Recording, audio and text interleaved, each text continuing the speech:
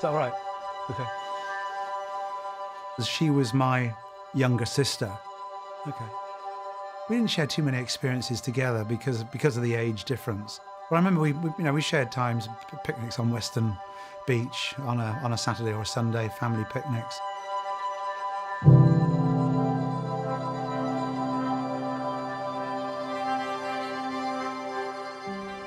I look at the monitor there. Who's that old git with white hair? I still can't get used to it. I'm Nick Ross, a broadcaster, at least I was a broadcaster for 40 years. Don't do much of it now. Jill was my cousin. She was, I'm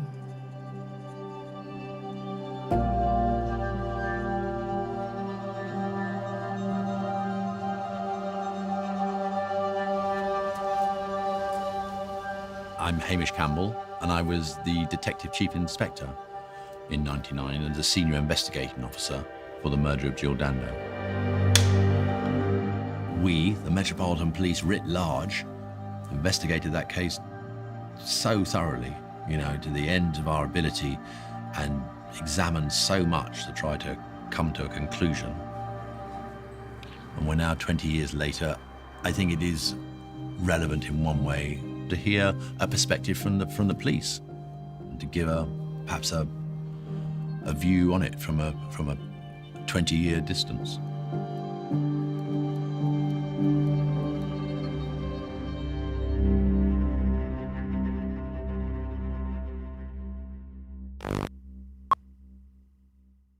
Good morning from Jill and me. You're watching the BBC's Breakfast News. More of that in a moment, but here's Jill with something else.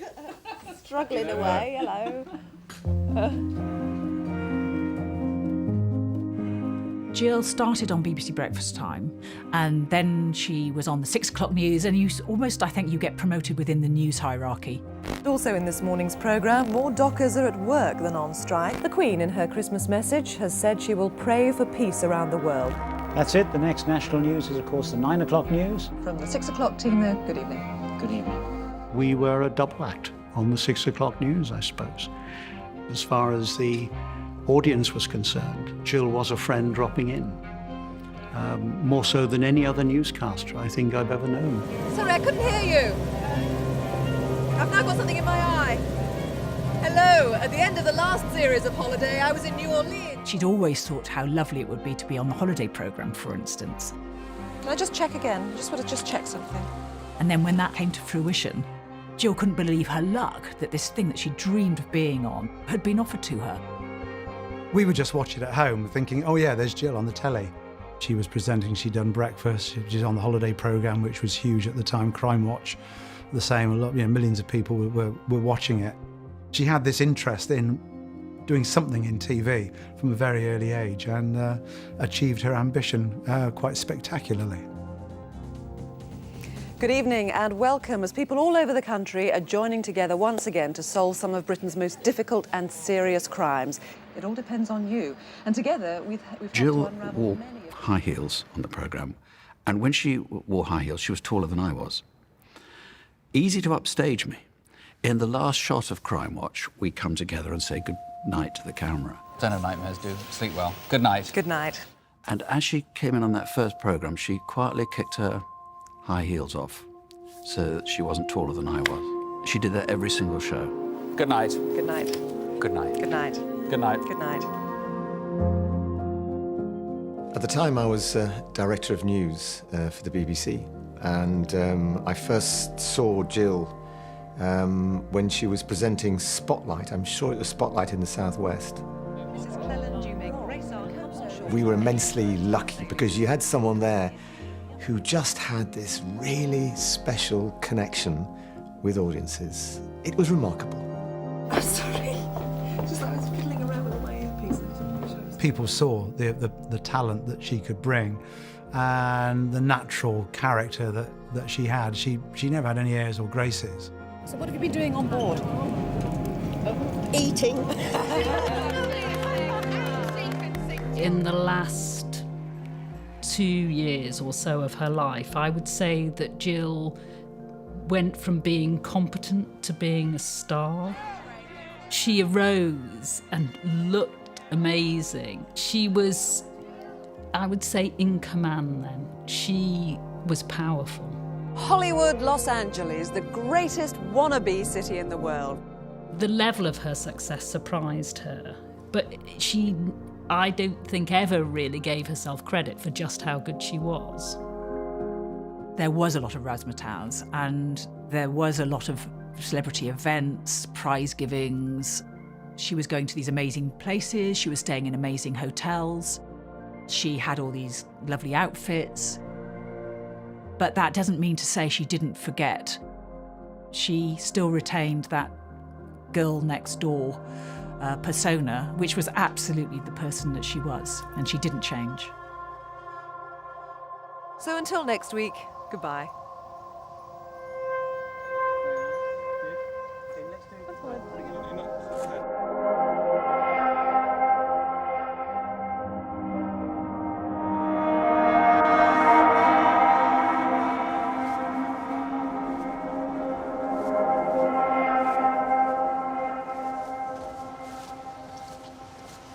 On that day, I walked up my road, took my usual route, up Gowan Avenue. Whoever it was picked a very quiet time in order to be able to do what they did. Well, I crossed over the road.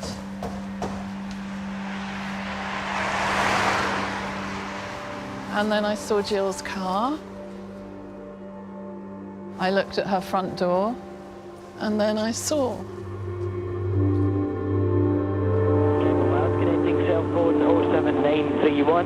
Thank you. Ambulance service, hello. Hello, ambulance. I'm walking along Gowan Avenue.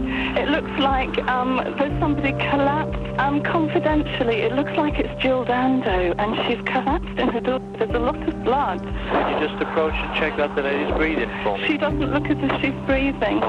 She's got blood coming from her nose. Her arms are blue. I just need to find out if she's breathing. Is the lady's chest going up and down? Oh my God, no, I don't think she's alive. Right, okay. I'm sorry, Don't worry, I'm going to get some help there as fast as I can. When I arrived, Miss Dando's body wasn't there. That had already been taken by the ambulance service. I still thought it was a stabbing, and it was quickly established. I understood it, whoever it was had been shot.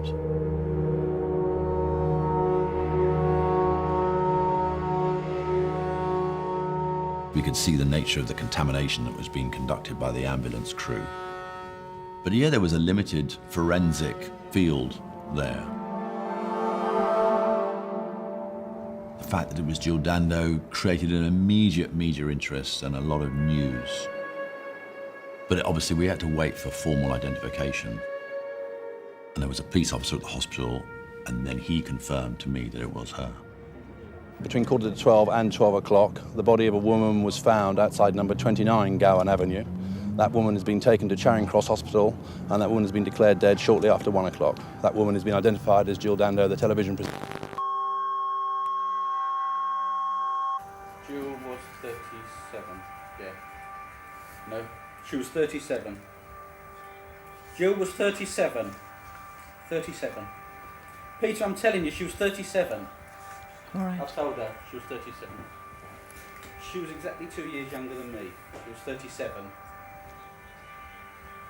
What should I say? I'm telling you, she was definitely 37.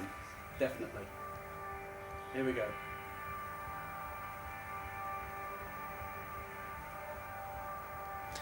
Within the past few minutes, police have confirmed that the BBC television presenter Jill Dando has been stabbed to death outside her West London home. She died in the ambulance on her way to hospital. There are no more details at the moment. The next scheduled bulletin is at 2:40. It mattered so much to us to deliver the news accurately about one of our own. It was so dreadful and is so dreadful to have a personal friend murdered on her doorstep. It just makes my blood run cold even now. It's just awful. Jill Dando arrived here by ambulance at 12:30 p.m.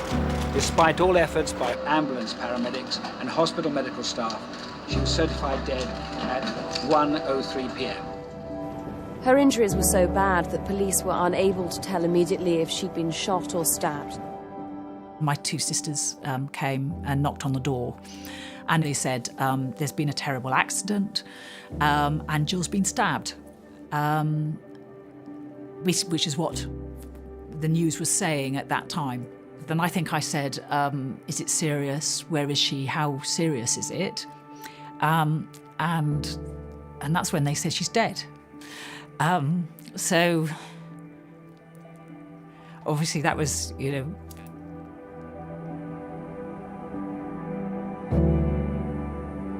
not only the immediate family, but a lot of other people in Weston and the Western area who are going to be deeply, deeply saddened by what's happened today. As far as my dad's concerned, I mean, she was a devoted daughter and, for me, a sort of loving sister. That shock, the shocking news. I mean, when it's a close relative like that and you're told that that person has died in those sort of circumstances, and then suddenly they're no longer there, you had to front up and pay tribute to Jill, which is the least she deserved in that moment. I can't believe we're talking in the past tense about her. She was somebody who had such joie de vivre, such, passion about life. She was everything one could want in a colleague and a friend. I got a call from a friend of mine, newspaper editor, who said he was sitting down. Told me the news. And that's the main news tonight, the brutal killing that today stunned everyone here at the BBC Television Centre. A senseless murder that leaves this newsroom in which she worked a darker place and makes a lot poorer the medium which she graced. Good night.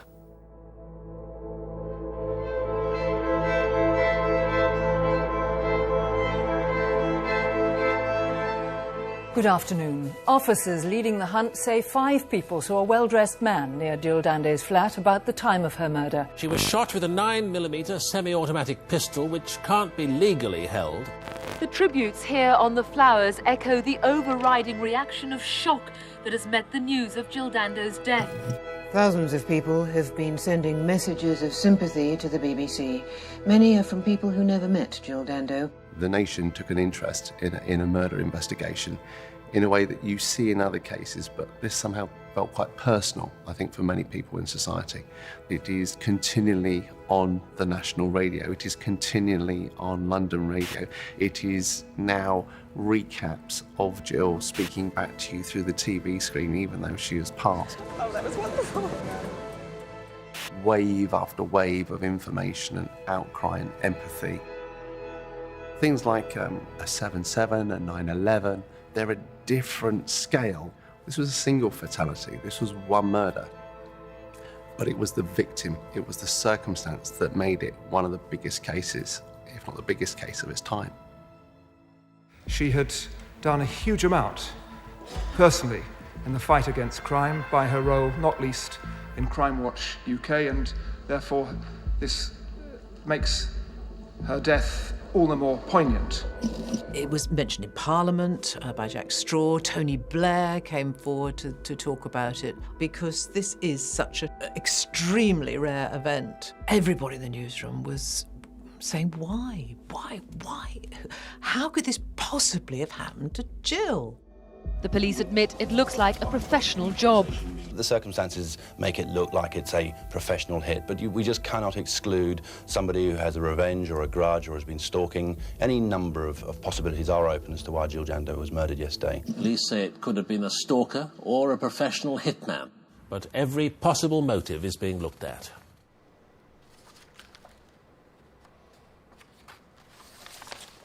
These are the decision logs that I wrote in the inquiry. Much of these logs have not been seen by anybody. They've been seen by the police, been seen by the courts and the defence, but they remain invisible. I look back, there was a lot of pressure there, and that even in those early hours and days, and there was a lot of people calling me directly, and the media, and through the press office, and through senior command, giving ideas and suggestions as to who killed Jill Dando.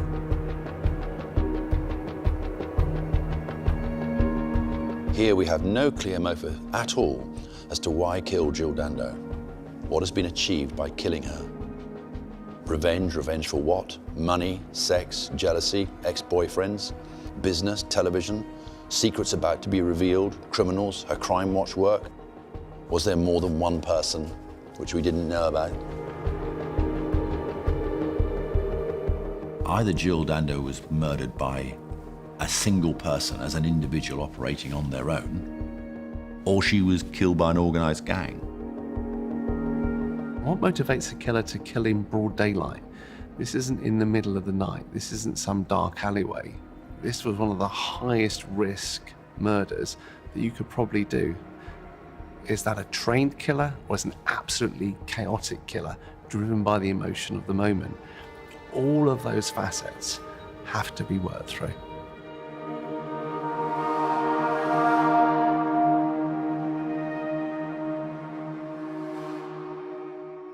Do you ever get worried about some of the things you see on Crimewatch? Oh, yes, you do, because you hear of such terrible people in this world doing terrible things, and that's what worries me, is the mentality of some people that can actually do those awful things. So, yes, I do.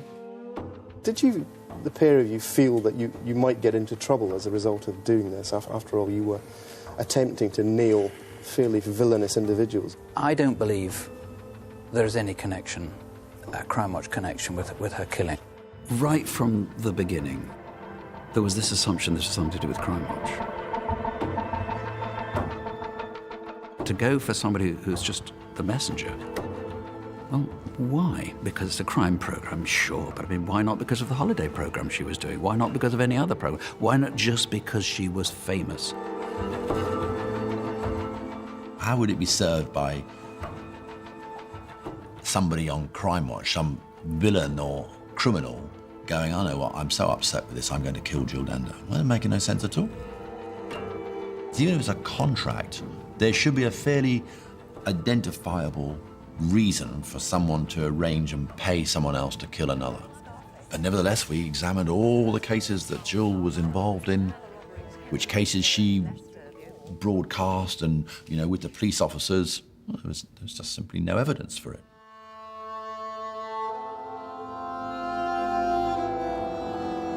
And then the rumours started circulating that maybe she had been not just killed, not just murdered, but actually assassinated.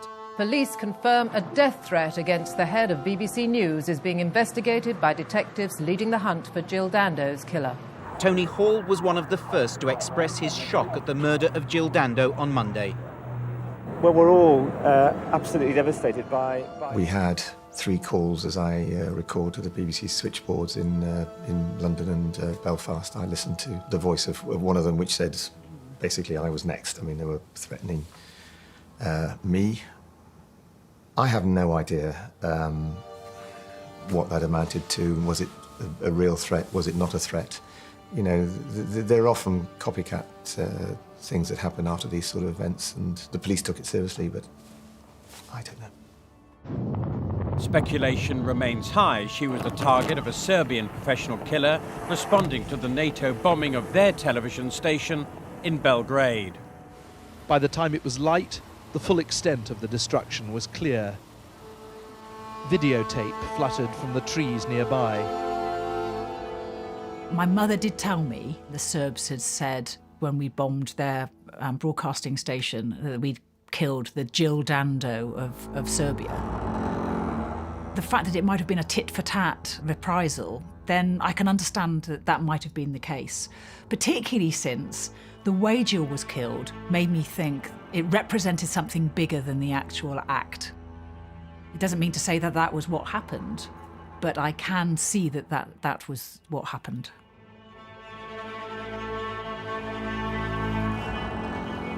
Out of all the logbooks, this is the decisions which related to sensitive issues.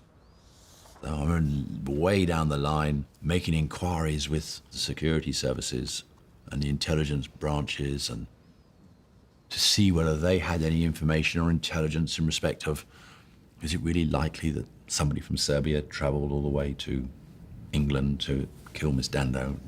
Very unlikely, really. Is it likely then that someone in Serbia or wherever contacted someone here to tell her that she must be killed?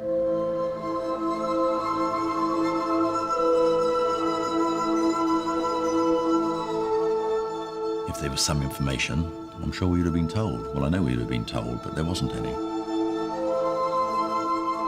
The Serbian link was pretty quick to be able to close that down through international intelligence opportunities, but it was one that was, I think, foisted on the investigation team and was held to be true, and some people will still aver today that it's, that was the case, but no evidence was found. I can think of many cases where a darker conspiracy is offered up and suggested, which turns out actually to be, unfortunately, somewhat more mundane and boring. I always to say, so what do you actually know? What do you really know? And that was the key here. What was the actual evidence? And that, as I say, is back to the crime scene.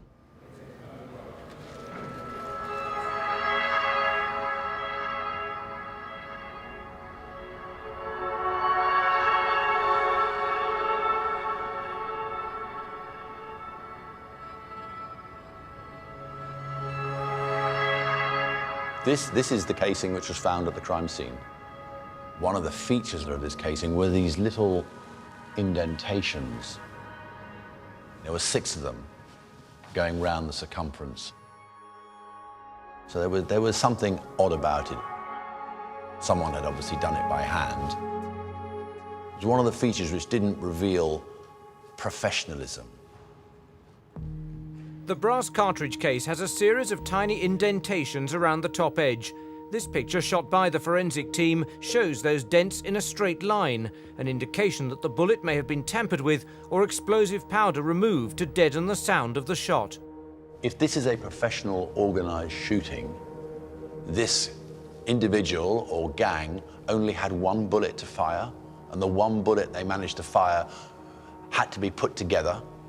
What was that about in terms of firing in a professional capacity, firing and then leaving the signature bullet behind? That was itself an odd feature as well. Police know the weapon used in the murder was a semi-automatic handgun, similar to this one. But detectives are still reluctant to place too much emphasis on theories that a contract killer carried out the attack. There was a view that the person responsible was likely more to be a sort of individual act rather than an organised criminal network, planned hit. That wasn't the thinking. The post-mortem report, the nature of the injury to her head, the markings there indicated that a silencer couldn't have been on the gun.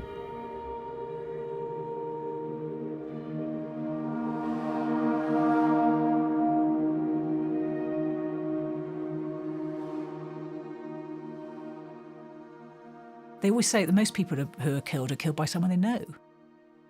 When this situation happens, you think about every possibility and everybody becomes a suspect. You question everything and you question everybody's motives and you think about every single person in turn and think, could they have been the one that did it?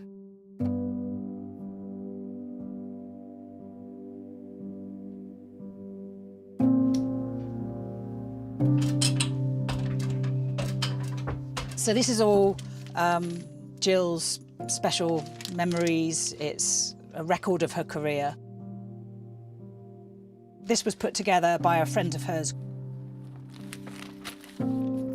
So you can see that the cuttings are cuttings that have been made by someone else, and then this was given to Jill.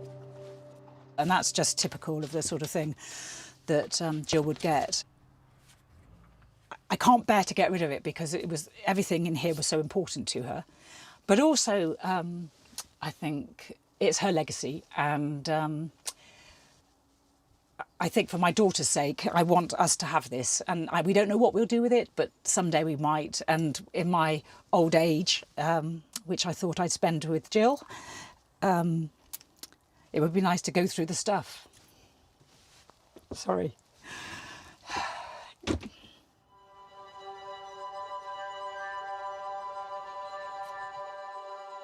She always seemed sensible.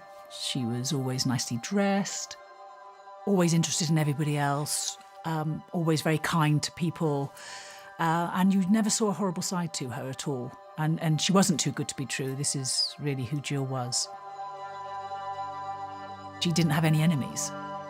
It's so ridiculous. Why would they target Jill? What possible reason could anybody have for doing that? Except, of course, the fact that she was in the public eye.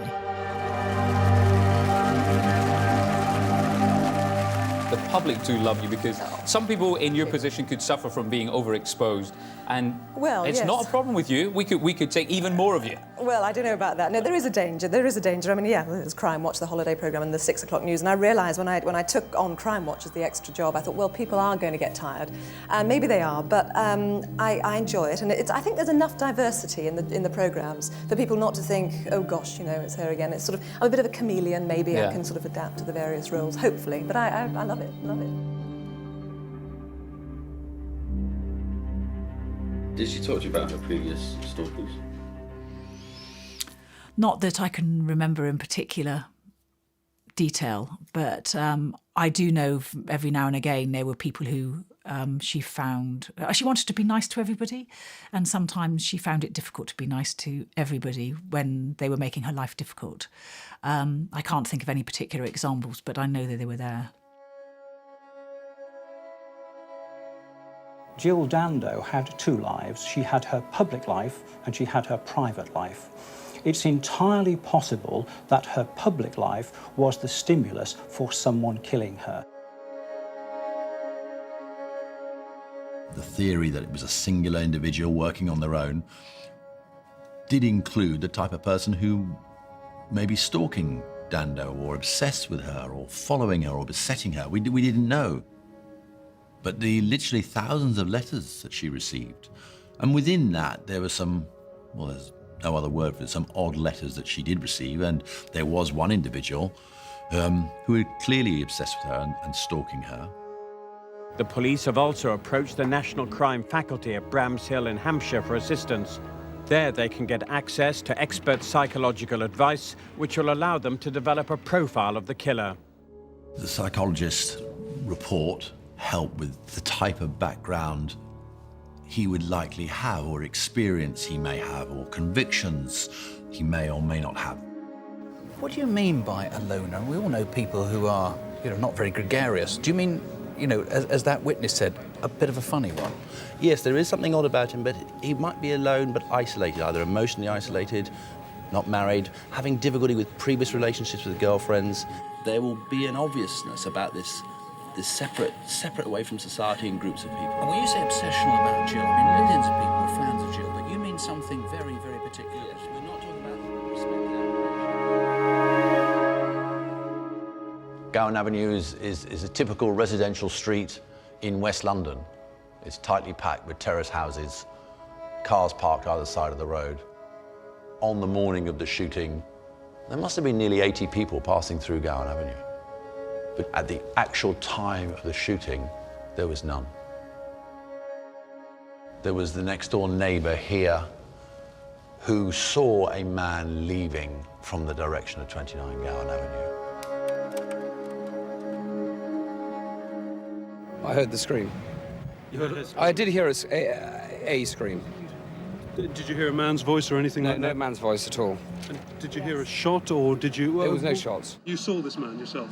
I have a particular vision of the guy. Yes, I did see him. Tell us what you saw. What exactly was he doing? How close were you? What did he do? He walked very calmly away from the scene, and when I actually saw him, I thought nothing of it. I thought, in fact, it could have been a friend of Jill's when I heard the screaming. That's why I particularly at that moment didn't do anything that now I wish I could have done. He didn't hear a gunshot, and he didn't react to the scream. But the scream or the cry was indicative of something to us, that Jill Dando had clearly in those last moments recognised danger, seen danger, and was reacting to it. Otherwise, why scream? As far as one can be certain of anything, the man walking away at a relatively fast pace was the person who had killed Jill Dando.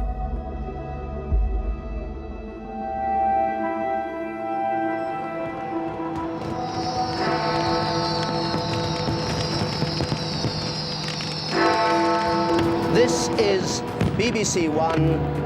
A Happy New Year.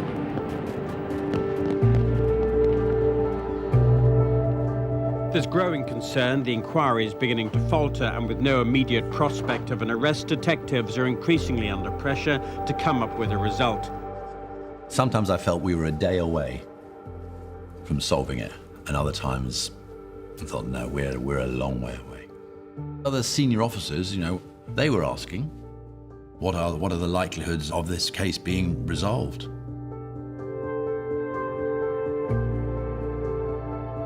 How much had been pumped into the inquiry by that point? Well, it's a considerable sum of money, really.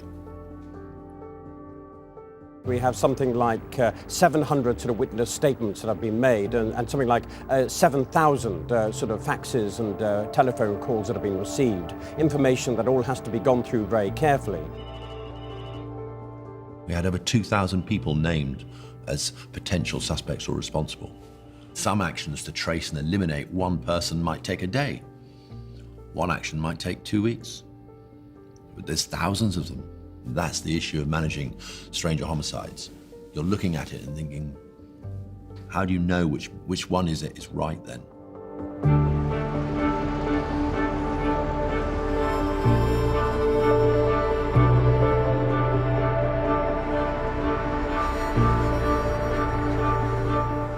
A year after Jill Dando was gunned down on her doorstep, no one has been charged with her murder. The police are suggesting more strongly than ever that it was a stalker who shot her. I remember writing in one of my decision logs that maybe the answer lies in the single loner individual. How is it we've spent all this time, all this media attention, all this information, and we haven't heard a single thing, really, as to who it is? And that this absence of anything good is because of that's who it might be. I return to the loner, the infatuated, the psychopath, the disturbed, or the obsessed. They're all equally capable of planning good luck and the ability to hurt and harm.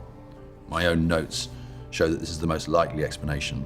The witnesses of the 26th of April and the earlier days show a man loitering in the street. Can it really be possible that this is 10 or 15 different men, or one man seen through different eyewitnesses and lenses, thus explaining the various discrepancies that we have? Not only have we not seen one piece of evidence or information to show Dando was the subject of a contract killing, the location of her death points away from contract. I remember we discussed this. Her attendance at Gowan Avenue was sporadic. It's not the location anyone would choose because there is simply no guarantee or knowledge that she would ever appear there. And it was shortly after that, by coincidence, part of the inquiries, that the man Bulsara / Gad / George came into the inquiry.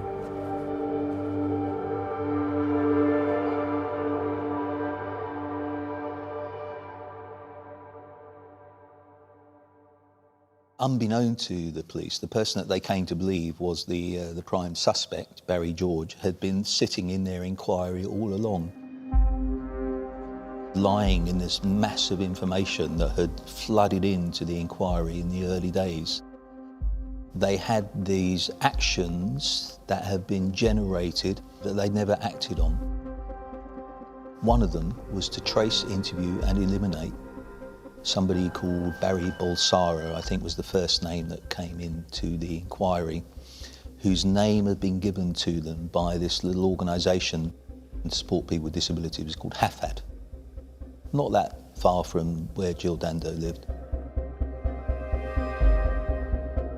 He left HAFAD and went to try and get a lift, a free lift from a taxi, and he'd been at this taxi company. The taxi company ran completely independently.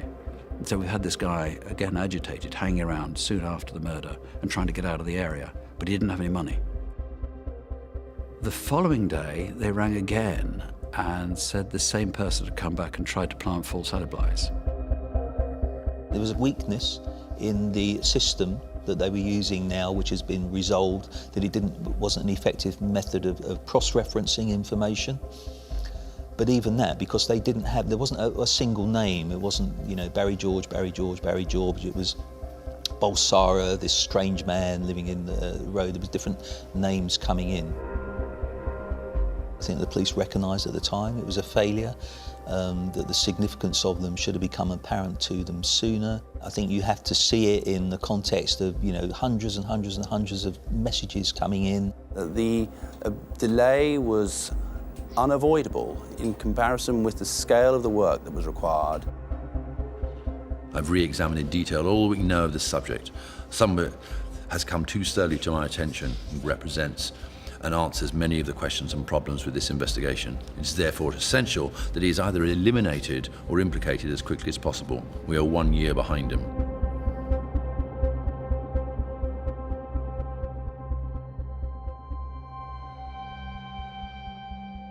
I think as soon as they interviewed him, then I think he began to loom larger in their considerations. He'd been to jail for attempted rape. He had been convicted of posing as a police officer. He tried to join the police and he'd been rejected, and he cut up the rejection letter and tried to create a kind of warrant card out of it. That doesn't make him a killer, but it's certainly quite odd. So we had his background. He lived locally.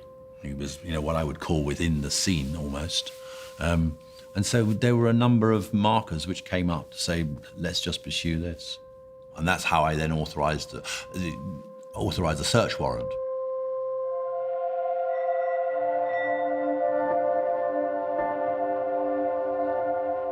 From the search of George's house, more information came to light and material which caused us to be, and me certainly, extremely concerned about who it was who'd come into our inquiry.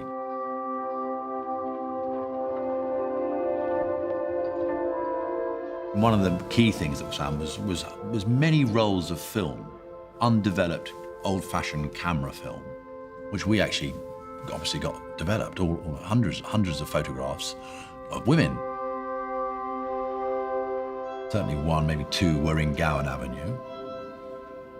George had notes there of car numbers of people in the street, local streets near where he lived, the names and addresses, or certainly the addresses and little maps of other women in the local area. So those were some of the features, in addition to a collection of old cuttings on Jill Dando. He had the Ariel magazine, which was a BBC News magazine. There was an old holster for a weapon in his house, a number of business cards for firearms dealers.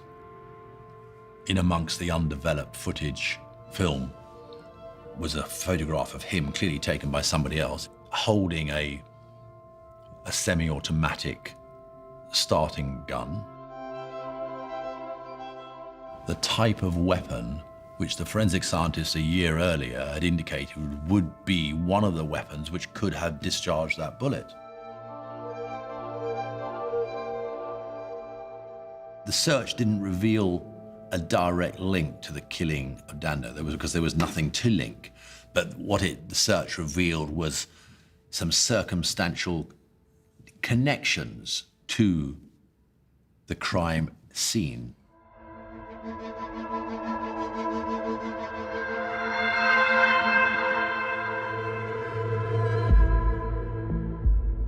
One of the witnesses, a number of them, talked about a man with a three-quarter length coat or a dark coat, and another witness had seen it, and then here was a dark three-quarter length coat. And so at that time it was photographed, and then it was going to be examined for any subsequent forensic trace. When that was subsequently examined, after it had been photographed, there was a single particle of gunshot residue in the inside jacket pocket of the coat.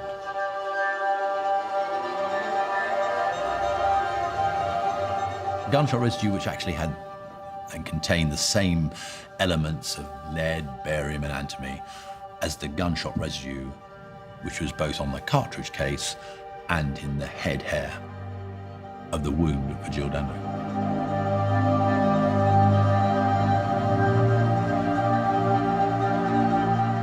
There's no doubt In my investigative mind, it's discovery and reporting added to the situation and the position.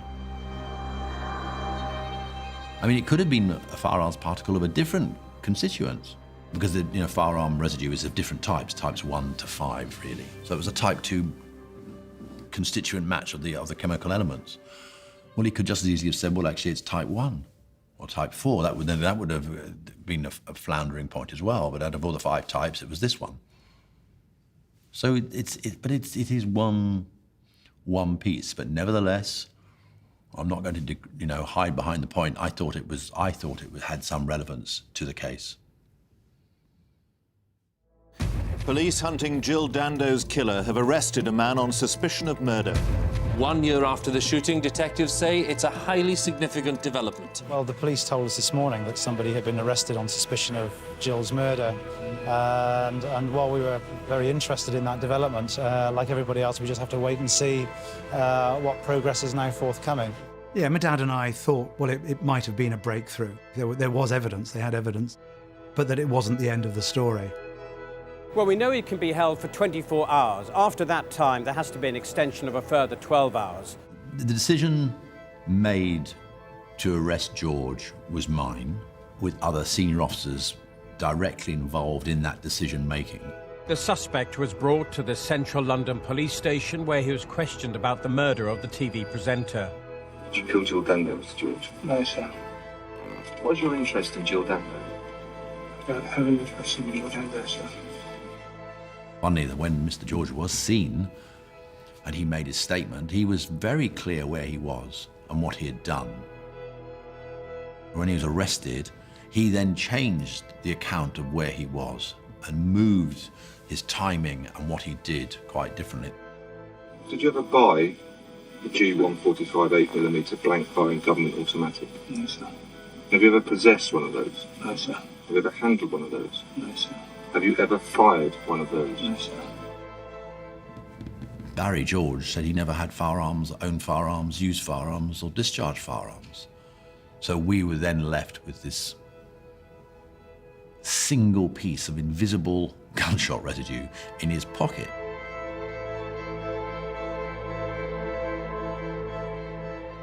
In my experience, the Crown Prosecution Service doesn't rush to charge unless it feels it has a sufficiency of evidence. And in my personal experience of Hamish, he is a man who will go out of his way to disprove as much as prove because of the gathering of evidence. No preconceived ideas. The discovery of the particle and its establishment as the same type of gunshot residue as what was on the casing and her hair was just one tiny element in the connecting of all these other factors. It sat there just as that. Did it contribute towards a decision to charge or decide to charge? Yes, it will have done. But it wasn't the only factor.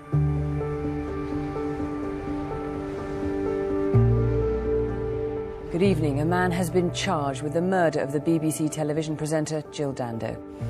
This evening, the detective leading the inquiry left Hammersmith Police Station after charging Barry Bulsara with murder under his original name, Barry Michael George. I must admit I wasn't convinced that he was the person who had done it.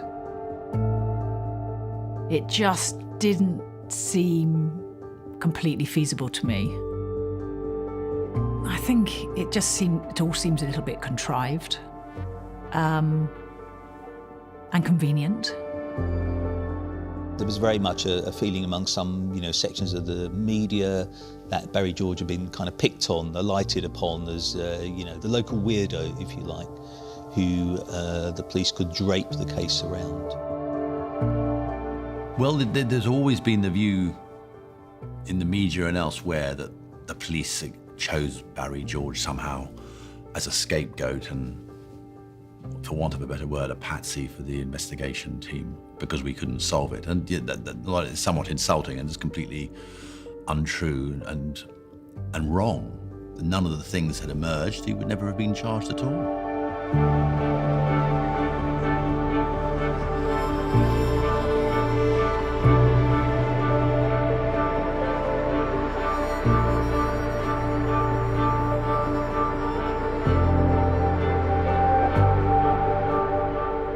was at 1 minute to 11 o'clock that the Senior Treasury Counsel, Orlando Pownall for the Crown, began to outline the prosecution case. The trial lasted for something like 52 days of legal argument and evidence.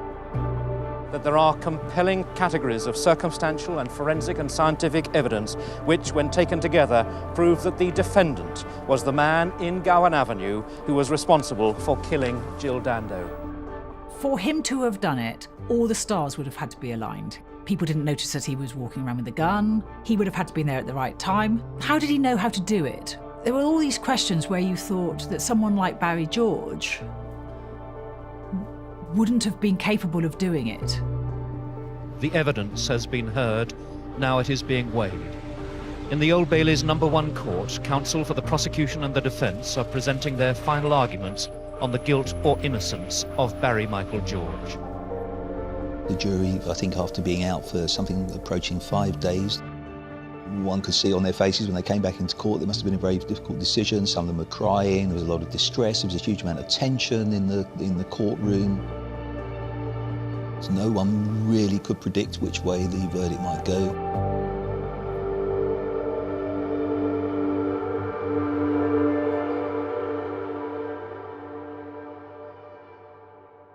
The day that he was found guilty, I was in my office and I just sobbed. And I can't tell you why I sobbed. It wasn't relief. It wasn't celebration. I have absolutely no idea what it was, but I think it was just the fact that it marked a point in time through, and it was maybe even relief from everything that we'd gone through over the previous couple of years. I was surprised when Barry George was convicted. My personal view was that there was evidence on which one could see a conviction, but for me, if I'd been on that jury, I didn't think that the evidence was sufficient to justify a conviction.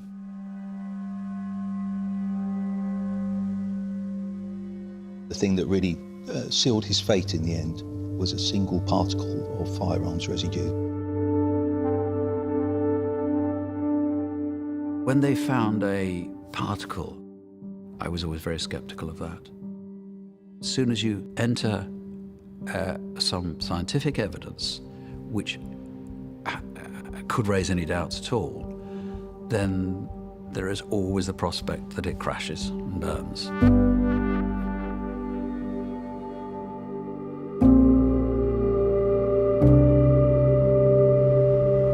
Barry George was driven back to prison. His appeal failed, his conviction upheld. They have taken evidence and they've used it, and there is no evidence to convict Barry. This is just appalling. If people were to read the information and understand the full facts, I think, like the jury, they would equally be assured that Barry George murdered Miss Dando.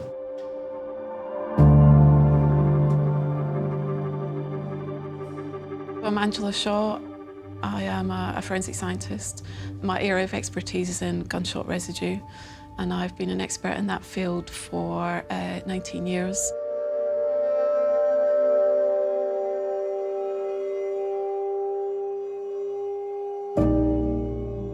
The Criminal Case Review Commission will review any cases where the legal party puts forward any grounds that they think could mean that the conviction was unsafe. So it was mid-2006.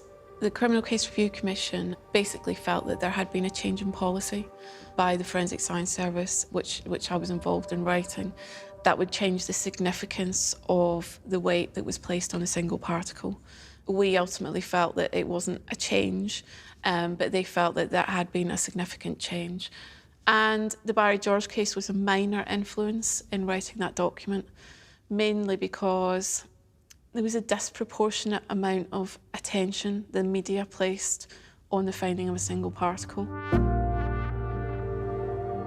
In the case of the particle found in the pocket of Barry George, we would now categorise that as a type 2 gunshot residue particle. Similar particles were found on spent casing, found on the doorstep, and also on Jill Dando's hair. What you could say was that they were indistinguishable from each other, and therefore the spent casing could have been a source of the particle in Barry George's coat pocket. But there was a key question that hadn't been asked at the trial. That was, what was the significance of a single particle in a coat pocket a year after a shooting? If you're travelling around on the London Underground or on a bus, obviously there's a lot of hobby shooters. You have armed police officers who will travel around using public transport.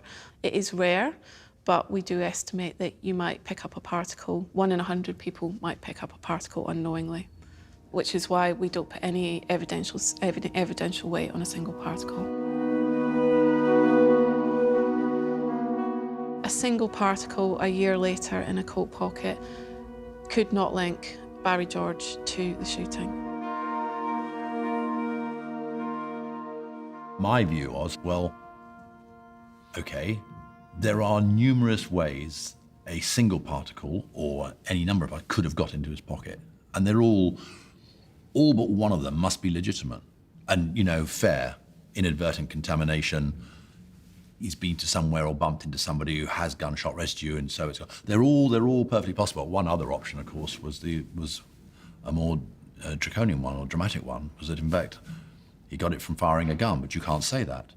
It has no value on its own. It doesn't say that he was or he wasn't the person involved in the shooting, so it's going to have to be disallowed.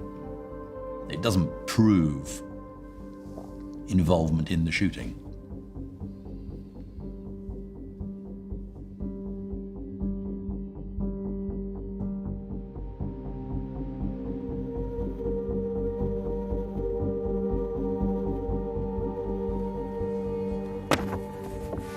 Barry George is cleared of the murder of TJ. He's a free man tonight after 8 years. My sister says the family's finally found justice. They've finally got justice. Yes, that's fine.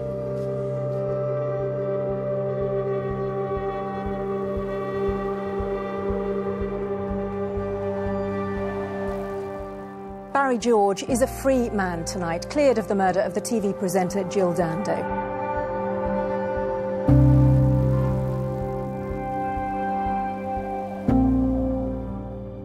We've been fighting for many years. Now we need time to get back together as a family.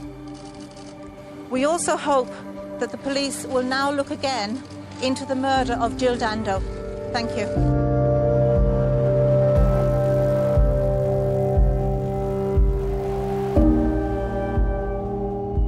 Throughout this trial, his defence had maintained that this is a man with serious psychological problems and a very low intellect. That made him incapable of carrying out this crime.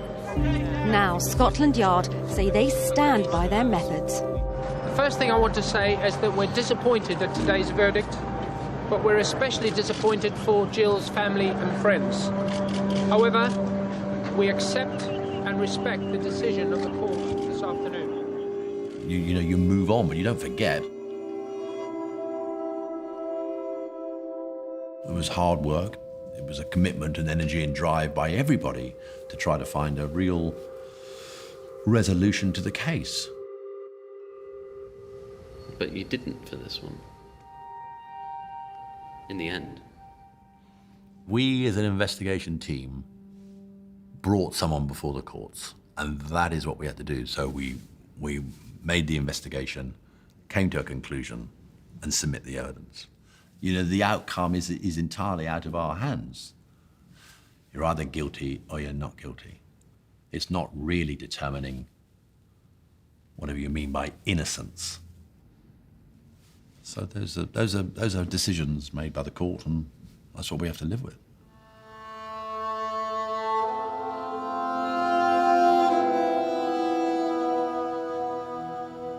When Barry George was finally acquitted, on the evidence the jury heard, I think he was rightly acquitted. I'd have acquitted him. Without that single piece of, that particle of firearms residue, one can see what a dent that made to the evidence against him, because that was really the only thing that connected him to the actual event.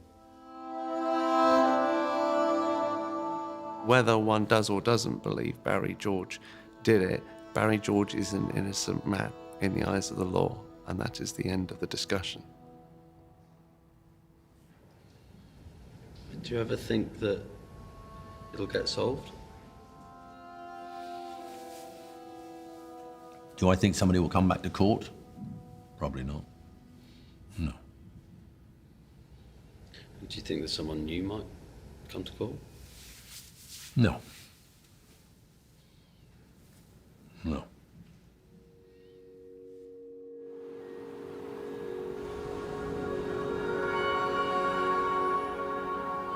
I would like to see somebody charged and convicted, but I would just like to know why someone would want to kill her. You know, I would like somebody, the person who did it, to be able to tell me, or to be able to tell a jury or a judge why it happened, and that would be fine. That would put my mind at rest, and that would be the closure for me. Do you think that you ever will?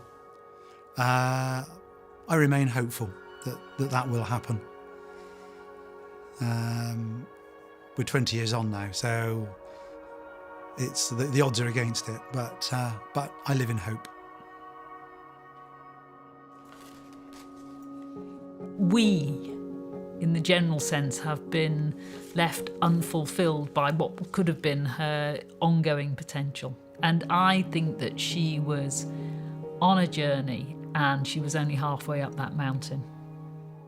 What is raw when it happens is less raw, much less raw, 20 years on. But I'm really proud that we have the Jill Dando Institute in Jill's name, from undergraduates through to masters and PhD students, doctorates. We've got people who are looking at forensics, and particularly in flaws of forensics, how they can mislead us. And we're trying to support police in bringing much, much more preventative effort to crime. She'd be proud of it, immensely proud of it, I'm sure. And that stands as a lasting legacy to her.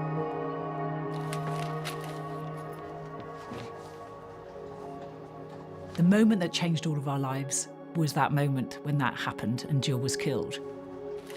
You would like to hold somebody accountable, but it won't change things.